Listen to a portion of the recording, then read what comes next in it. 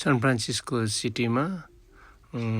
यो के अरे वाशिङटन स्ट्रिटमा चाइना टाउनमा चाहिँ एकदम दामी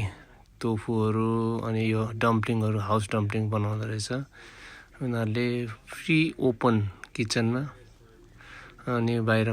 मान्छेहरूलाई पनि यसो देखाउँदै गरेर निकै इम्प्रेसन गरेर बनाउँदो रहेछ यहाँ खानेकुरा साह्रै मिठो थियो प्राय धेरै मान्छेहरू लाइनमा रहेछ यो किनभने यो हाउसमेड घरको बनाएकोले गर्दा अनि मेनुहरू पनि यस प्रकारको छ त्यति महँगो छैन अनि सबैले खानको लागि त ठिकै डिसेस खायो भने चाहिँ ठिकै प्राइसहरुमा आउँछन् तर धेरै महँगो छैन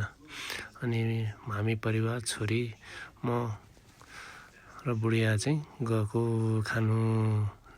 मोमो यो खालको घरमा बनाएको हुनाले सबै यो